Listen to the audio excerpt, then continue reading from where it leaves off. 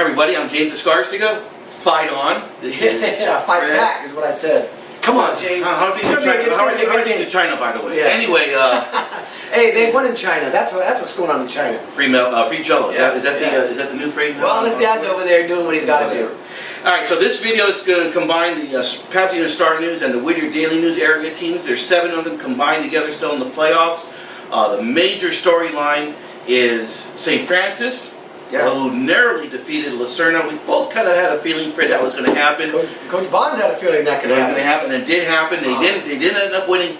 Now they play. First, let me say, please. I am sure that when that game is over, when Coach Bonds got in his car the ride home, or maybe when he got home next morning, he's just breathing it out. If they had gone through after the year they had another first round loss or another hiccup like this in the playoffs. That would have been so hard to, especially with what they did to Lucerna earlier in the year. To me, that was one of the biggest games of his career, Coach Singheiser, just because you had to get by that step. You got to start to make this run at some point. At some point, you got to start to make this run. You'll like this. I talked to Jim last night. We were going back and forth, and the first question I asked him was, "Do you have enough beers Friday night after the game?" He goes, "Whatever you got number you had, Jimmy, take the over." And that's the case. But now comes reality. Yeah. And the reality is now is they're playing a Citrus Hill team that, first of all, I picked to win this division. They are extremely, extremely good. And they're also very one-dimensional. But I will say this, Jonathan Jefferson, who's their quarterback, he is not a quarterback. He is a running back being masked as a quarterback. And this kid is absolutely elusive. He is a game changer, Fred. Yeah. I watched him on film. He is a game changer. Yeah. This is the best athlete that I think St. Francis has gone against since they played Cathedral. You're probably right, James. A lot of people who like to talk about St. Francis all year, what they're going to tell you, James, is they haven't won a real step-up game. No. The step-up game was against Cathedral. And even though that game was kind of close, I had a lot of people tell me that St. Francis was lucky that game didn't get away from them. That's correct. The Cathedral game. Yes. So here we go. This is going to be their best game since then. This is the number 2 seed. This is what it's all about. I said this in the other drill we did. We were talking about the Tribune. Divisions 2, 3, and 4. You get to the Elite 8 right here. These teams can all beat each other. St. Francis, make no mistake about it, they are the underdog in this game. No, as good as Perantes has been all year, they have shown the ability to give up some points and to struggle in stretches. They're going to have to bring everything on Friday, James. They're going to have probably nearly a perfect game for them on the road to get this done. So the Jefferson kid has rushed for 355 yards in their win against Newberry Park on Friday night and scored 7 touchdowns. That's serious stuff. And they run the pistol offense, but they also run triple I formation, which is something Jim hasn't seen all year. That's when you line up 3 backs. It's kind of like what Bishop Lamont does when they go with their B formation. I'm going to get on my soapbox here. This is a day. You called St. Francis earlier in the year. You thought they were the best team in the division. Yes, you still feel that way? I do, but I'm going to say this. Again, I love Joe Scarborough. I watch Morning Joe a lot, and he says not to leave stuff in the locker room, so I'm going to leave this out here. I think CIF did an absolutely horrendous job in seeding this division.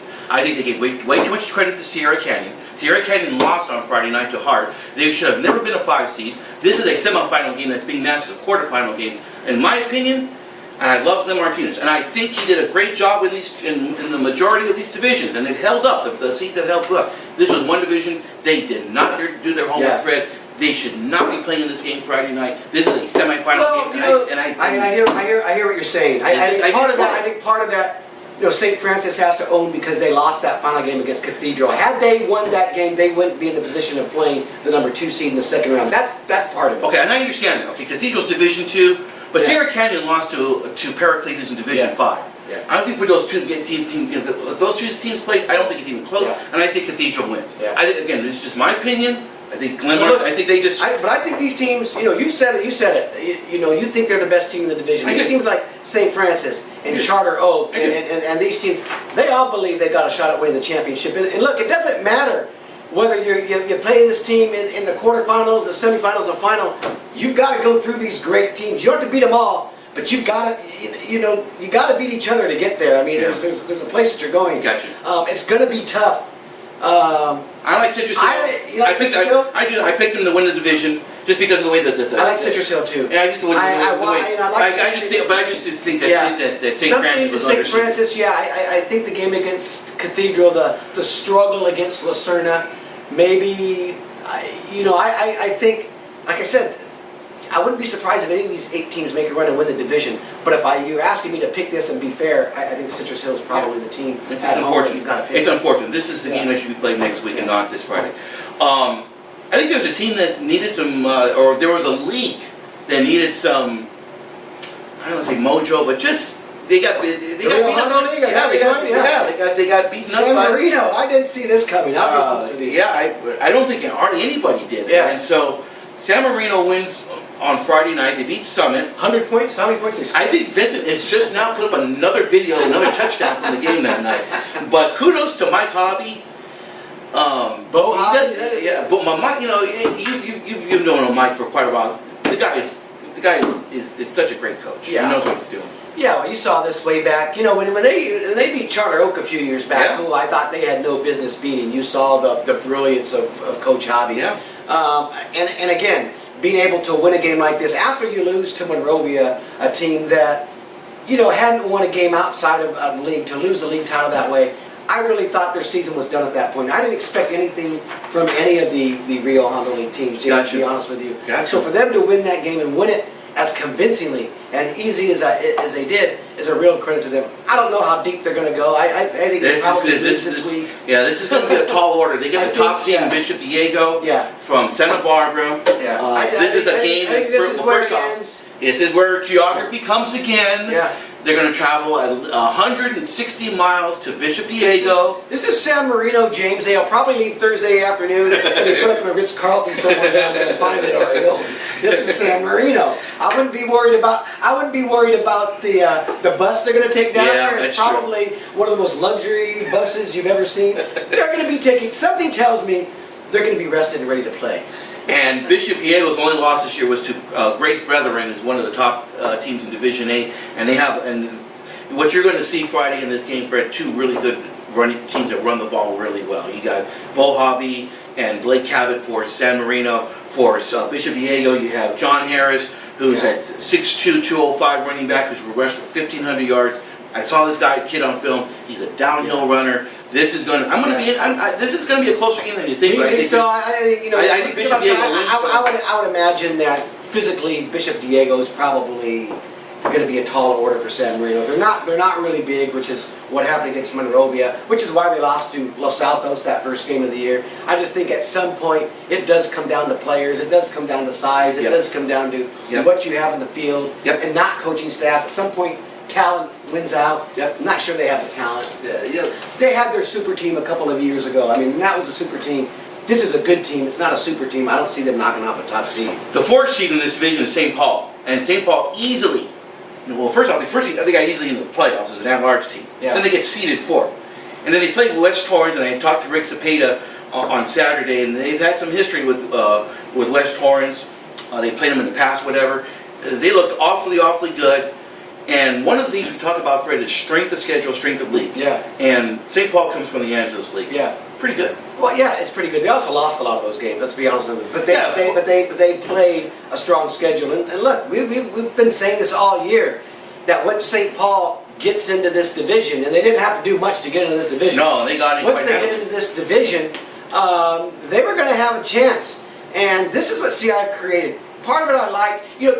There's pros and cons to all this thing. It's great for St. Paul because they get to play for a CIF championship. And you talked about Bishop Amat. Okay, yeah. The cons are when you're a storied tradition like St. Paul and you've won CIF championships in Division Ones and you be there. To me, to win a CIF championship, you've got to look at yourselves and you've got to earn that through having one of your great teams, to looking back on history and comparing to teams of the past. If they win a championship, you can't really do that. No. You can't. They're in a division they can win because this is the way CIF has set it up now. I'm not going to complain about it. A title's a title. But this is why they're going to go in. This is why other teams can look back and say, yeah, but St. Paul's playing in a, they should be in this division. Right. It is what it is. This is set up now. They're going to have a chance to win a championship. I'm not going to say anything bad about it if it happens. It is what it is. And they play a Saugus team that comes from the Mighty Foothill League, Yeah. With Valencia and Hart and Golden Valley, and it's a very, very strong league. But Keith Brown is a player to watch for St. Paul. He rushed for almost 200 yards in their win Friday against West Torrance. St. Paul's always been notorious for having a powerful run game, so this is a contrasting style. What's West Torrance's record?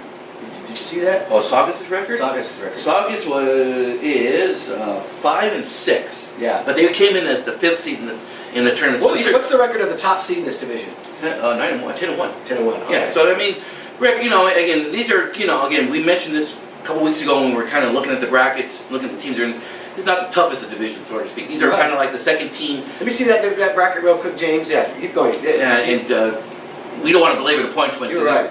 But what I was saying was, except for Bishop Diego, who's 9-1 in this division, that's it. James. That's it. You've got a lot of 5-5, 4-6, 6-4, 5-5, 4-6, 6-4, 4-6, 6-4, 4-6. The number 2 seed is 5-5. This is what CIF creates by dropping some of these teams who weren't good enough to compete in the leagues that they've normally accustomed. So they put them all in the same division where you can have a CIF champion. Not any of these teams' fault. Go for it and try to win a championship. But yeah, this is one of the divisions. I can hear the whispers of people talking about going, really? Yeah, it's for sure. And the 3 seed in this division, which was Crescenta Valley, lost to Miracosta on Friday night. So, before we talk about the big one, we want to talk about Rio Hondo Prep. They're in Division 13. Yes, I knew they were going to beat Azusa. That was going to be a gimme on Friday. And boy, they were up 35-7 going into the 4th quarter. Yeah, I'm telling you, Ken Drain, you know him better than I do. Talk about it. Well, he's won a lot of championships. Yeah, but the guy knows how to coach. Yeah.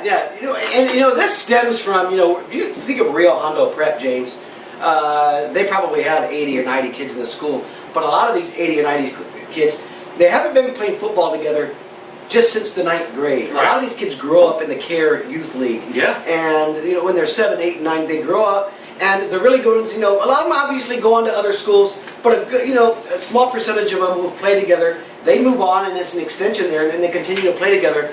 So they're as fundamentally sound as any football you're gonna play. This is where sometimes they don't have equal talent, but because they understand football, so look. A lot of these kids, James, after they're finished, they go on and they become CARE Youth League football coaches. Mm-hmm. I mean, these guys become coaches after that.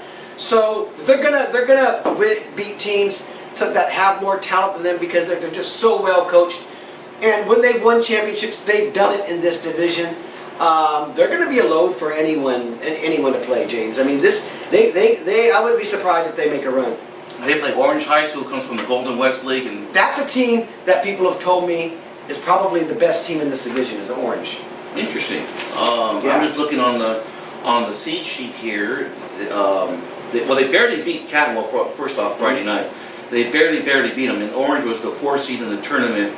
So that's kind of why. I've heard a couple of things that Orange. Yeah, you've been talking to Dan O'Donnell too much. That's what we'll see. So let's get to the big one here, Fred. So it's Cathedral versus Arcadia. By the way, I like Rio Hondo Prep. Because they do things the right way. Holly was a really good team. They lost to in that Prep League championship. Yeah. Holly lost in the Division 10 game. They should have been in Division 10. Right. And that was a good game. Yeah. Watch Rio Hondo Prep. What? A Rio Hondo Prep Nogales final. Would that be the dream of all dreams? That's what Fred wants. Sometimes he gets what he wants. You never know. All right, so here we go. Catella is at Arcadia.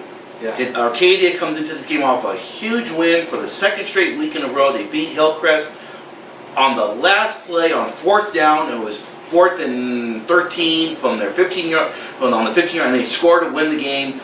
With 56 seconds left to beat Hillcrest, which is a much better than look team on paper. It was obviously a much closer game than Coach Pollocky or any of those guys wanted to have. But Hillcrest was a good team. It was a scary first-round game to get. It was almost an unfair first-round game. He had a quarterback who was a transfer from Corona Centennial. Yeah. So that tells you that he was pretty good. New program out there. And plus you got to travel and everything. Sometimes it's not always fair how things shake up. But credit to Arcadia. They got the win. They're going to be at home in the quarterfinals of the playoffs. I can't remember the last time they've been at home in the quarterfinals. Wow. Yeah, you know, and I ran into Coach DiMolante at the quarterbacks luncheon a couple of weeks back, and I said, boy, wouldn't you have loved to have an opportunity to win the Division 11 playoffs when you were there? Because Arcadia, back when they used to do it by enrollment, they never really had a shot. You know, it was always so hard.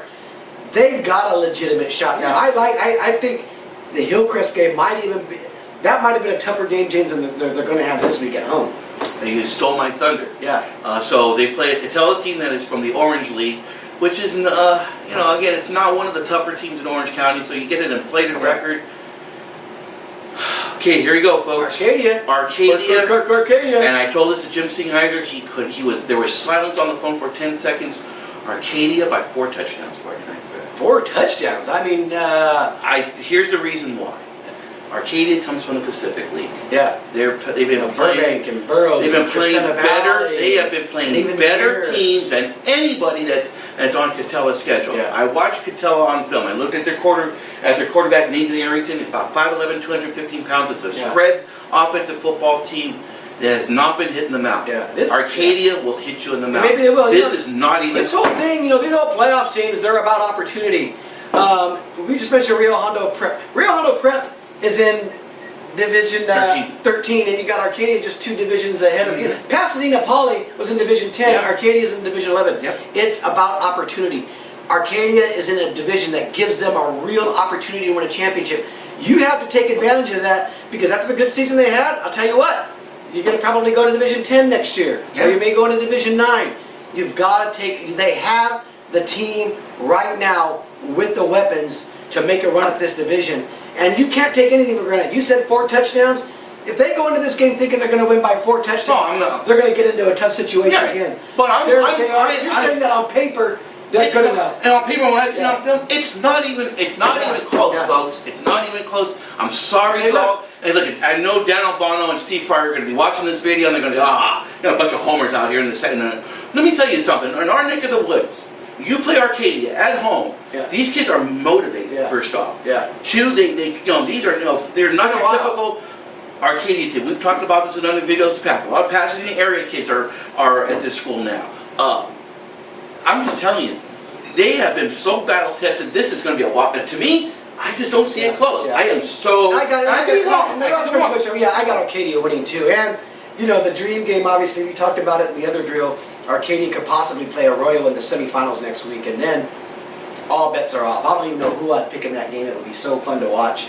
Are they doing the coin flip on the semifinals yet? It is at Arroyo. It would be at Arroyo. Interesting. That was, wow. That's the Fred Talk Robledo. about setting up the stage. That's the Fred Robledo game of the year that I'm just not even asking you to cover, because I know it'll be clueless. A couple of games real fast here, Fred, before we call it a quit here. Montebello sure still alive, yes, right? for the mighty Omaha League. Montebello is at home playing in the top seed in Apple Valley. I think they have a better than and good chance of winning. Gabriel Toppy has done a fantastic job at quarterback, but they also run the ball really well. Pete Gonzalez, I had a conversation with him last week. He really likes this team, and I think they've got a better than look chance of beating Apple Valley. And then Sure High School, who is the top seed in Division 12, has to travel 190 miles, Fred, to go to Santa Maria. You talk about our neck of the woods being a fishbowl. How would you like to go play Santa Maria? Try covering out there. There's only like 4. I'll tell you what about those long trips, James. Coaches complain about it. Sports writers complain about it. They have to make the drive. Parents complain about it. Kids love it. Kids love a road trip. To them, it's a day out of school. Yep. To them, it's I get to get in the bus at 7 in the morning, cell phones and whatever we're going to play with, and I get to hang out with my teammates and make the long drive.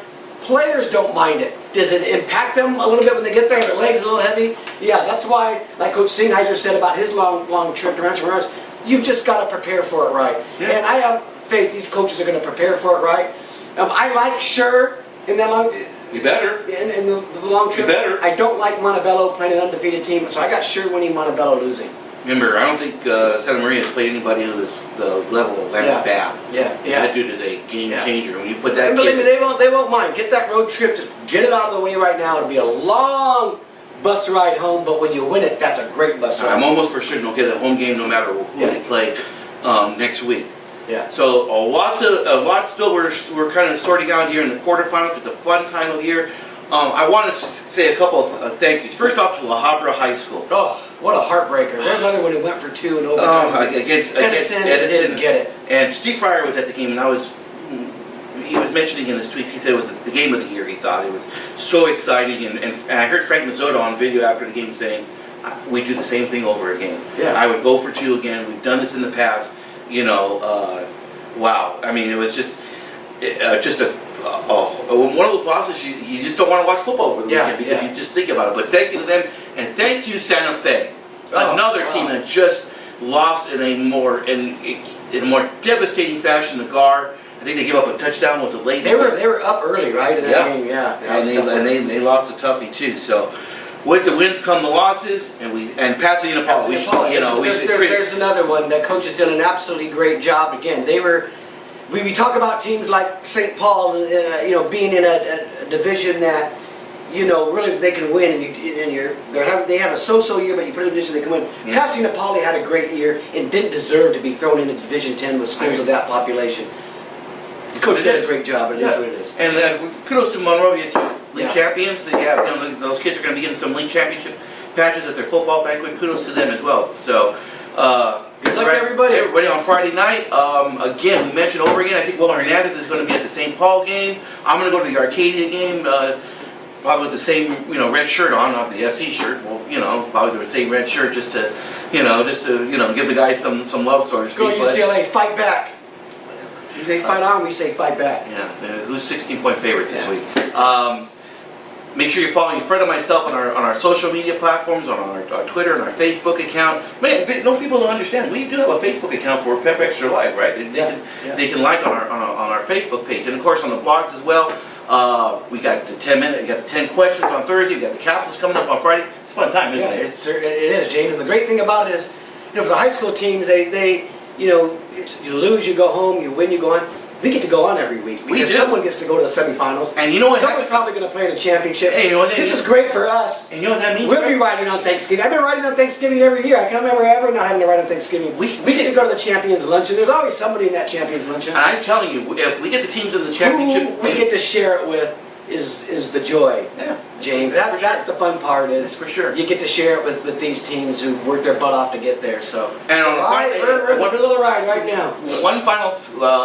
15 seconds here. Congratulations to St. Paul Volleyball. Yeah, and Tostado and company. Yeah, and congratulations to LaSalle Volleyball too. I know they lost to Sierra Canyon. They got state playoff games Thursday, so their seasons aren't over. Yeah, so it's a fun time of year. Hey, guys, folks, we'll see you on Friday. Have a great week, everybody. Thank you.